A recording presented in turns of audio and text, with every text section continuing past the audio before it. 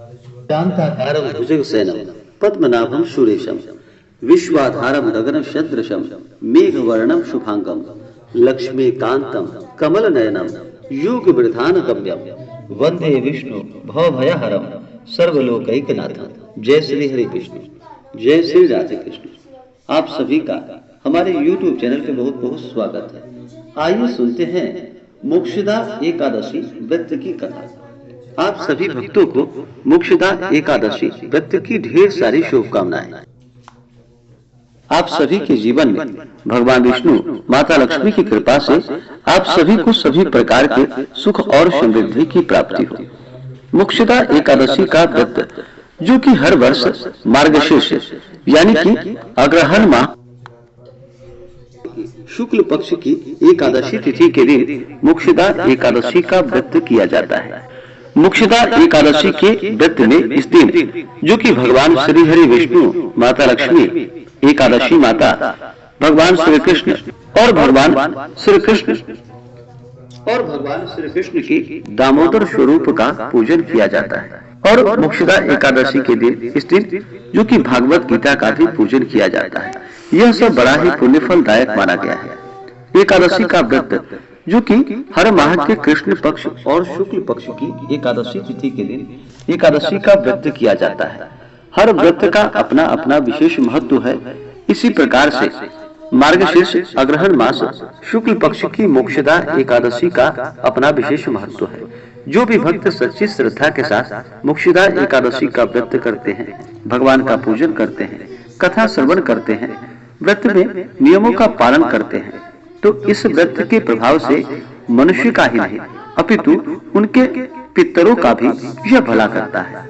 अपने किसी सगे सहोदर मित्र बंधु को भी इसका व्रत करके उपवास का फल यदि अर्पण किया जाए तो उनके भी सभी प्रकार के पाप व क्लेशों का नाश हो जाता है। तो आइए सुनते हैं मोक्षदा एकादशी व्रत की कथा। मार्गशीर्ष शुक्ल पक्ष की मोक्षा एकादशी व्रत का महात्म। युधिष्ठिर बोले, देव देवेश्वर, मैं पूछता हूँ, मार्गशीर्ष मास के शुक्ल पक्ष में जो एकादशी होती है उसका क्या नाम है और वह कौन सी विधि से पूजी जाती है तथा उस एकादशी में किस देवता का पूजन किया जाता है? स्वामिनी, यह सब यथार्थ रूप से बताइए। श्री कृष्ण ने कहा, नृपश्रेष्ठ, मार्गशीर्ष में कृष्ण पक्ष में उत्पन्ना नाम की एकादशी होती है जिसका वर्णन मैं तुम्हारे समक्ष कर दिया है। अब शुक्ल पक्ष की एकादशी का वर्णन करूँगा जिसके श्रवण मात्र से वाजपेय यज्ञ का फल मिलता है। उसका नाम मोक्षा है अर्थात मोक्षदा एकादशी, जो सब पापों का अपहरण करने वाली है। राजन, उस दिन यत्न पूर्वक तुलसी की मंजरी यथा धूप दीप से भगवान दामोदर का पूजन करना चाहिए। पूर्वोक्त विधि से ही दशमी और एकादशी के नियम का पालन करना उचित है। मोक्षा एकादशी बड़े बड़े पातकों का नाश करने वाली है। उस दिन रात्रि में मेरे प्रसन्नता के लिए नृत्य गीत और स्तुति द्वारा जागरण करना चाहिए। जिसके पितर पापवश नीच योनि में पड़े हों वे इसका पुण्य दान करने से मोक्ष को प्राप्त होते हैं। इसमें तनिक भी संदेह नहीं है। पूर्व काल की बात है। वैष्णव से विभूषित परम रमणीय चंपक नगर में वैखानस नामक राजा रहते थे। वे अपनी प्रजा का पुत्र की भांति पालन करते थे। इस प्रकार राज्य करते हुए राजा ने एक दिन रात को स्वप्न में अपने पितरों को नीच योनि में पड़ा हुआ देखा। उन सबको इस अवस्था में देखकर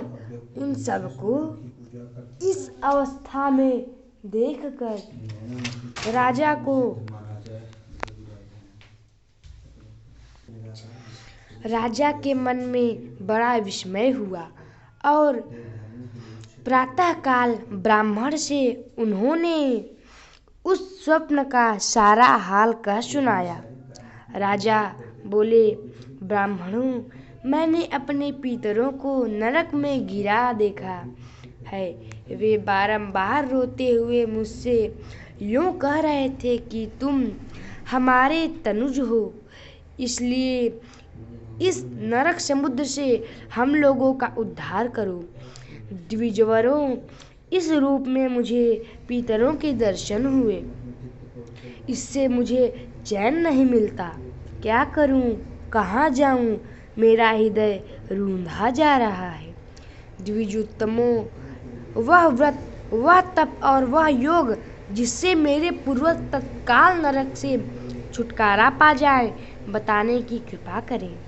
मुझ बलवान एवं साहसी पुत्र के जीते जी मेरे माता पिता घोर नरक में पड़े हुए हैं, अतः ऐसे पुत्र से क्या लाभ है? ब्राह्मण बोले, राजन, निकट ही पर्वत मुनि का महान आश्रम है। वे भूत और भविष्य के भी ज्ञाता हैं। नृपश्रेष्ठ, आप उन्हीं के पास चले जाइए। ब्राह्मणों की बात सुनकर महाराज वैखानस शीघ्र ही पर्वत मुनि के आश्रम पर गए और वहां उन मुनि श्रेष्ठ को देखकर उन्होंने दंडवत प्रणाम करके मुनि के चरणों के स्पर्श किया। उन मुनि ने भी राजा से राज्य के 7 अंगों की कुशल पूछी।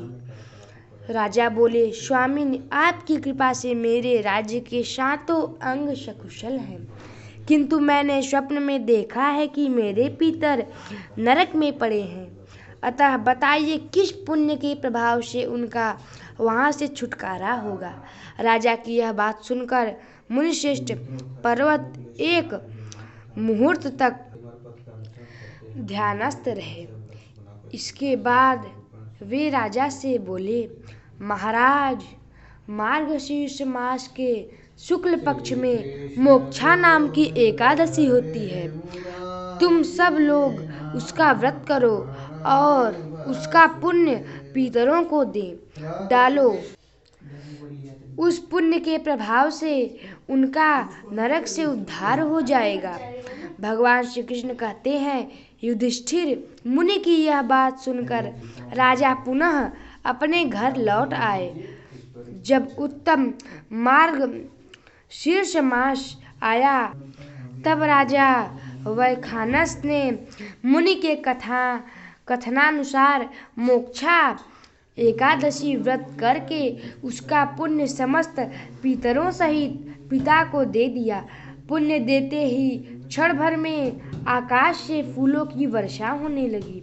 वैखानस पितरों सहित नरक से छुटकारा पा गए और आकाश में आकर राजा के प्रति यह पवित्र वचन बोले, बेटा, तुम्हारा कल्याण हो। यह कहकर वे स्वर्ग में चले गए। राजन, जो इस प्रकार कल्याणमयी मोक्षा अर्थात मोक्षदा एकादशी का व्रत करता है, उसके पाप नष्ट हो जाते हैं और मरने के बाद वह मोक्ष प्राप्त कर लेता है। यह मोक्ष देने वाली मोक्षा एकादशी मनुष्यों के लिए चिंतामणि के समान समस्त कामनाओं को पूर्ण करने वाली। इस महात्मा के पढ़ने और सुनने से वाजपेय यज्ञ का फल मिलता है। बोलिए श्री वृंदावन बिहारी लाल की जय। आनंद कंद भगवान की जय। प्रिय मित्रों, आज के दिन गीता जयंती भी है, इसीलिए बोलिए गीता जी महाराज की जय। राधे राधे प्रिय मित्रों।